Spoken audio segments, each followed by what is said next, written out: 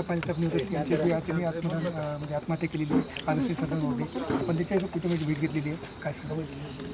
आज माझ्या मतदारसंघामध्ये बर्दापूर या गावामध्ये मी आले होते. तिथे एका माळी समाजाच्या आमच्या अत्यंत चांगल्या जिव्हाळ्याच्या व्यक्तीने आत्महत्या केली. त्यांच्या घरच्यांशी चर्चा केली. त्यांचं तेच म्हणणं होतं की त्यांनी थोडी कच खाल्ली आहे. आता अधिकाऱ्यांशी चर्चा करीन, अजून अधिकची माहिती घेईन. परंतु तिकडे मी वांगदरीलाही भरत कराड यांच्या परिवाराला भेटले. मी एवढंच सांगेन, हात जोडून माझी विनंती आहे की कोणीही असे पावलं उचलू नका, कोणीही कच खाऊ नका. या गोष्टी करणाऱ्यांवर सोडून द्या.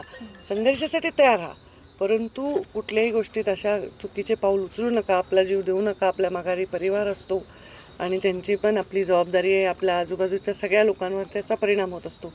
आणि माध्यमांनी माझं आव्हान आहे की आपणही असा प्रकारचे आव्हान लोकांपर्यंत पोचवा, कारण एखादी बातमी आत्महत्येची दुसरी बघूनसुद्धा मानसिक लोकांवर त्याचा परिणाम होत असतो.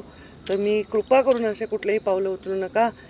काहीही कोणाच्याही अडचण येणार नाही, कोणाच्याही हक्कांना धक्का नाही लागणार. अशाच प्रकारचे निर्णय होतील याचा मला पूर्ण विश्वास आहे. वांगदरीमध्ये गेलं तर 5 दिवसापासून उपोषण चालू, साखळी उपोषण. ते साखळी उपोषण आज मी सोडवलं. त्याचं साखळी उपोषण सोडवलं आणि आव्हान केलं की असं गावात उपोषण तुम्ही केलं आहे तर प्रत्येक वेळी त्याला मी येईन, आणखी कोणी येईल असं नाही, पण आपण विषयांवर लढा. स्वतःशी लढू नका, विषय घेऊन लढा, धोरण घेऊन लढा. तर मी त्यांचं उपोषण सोडवलेलं आहे.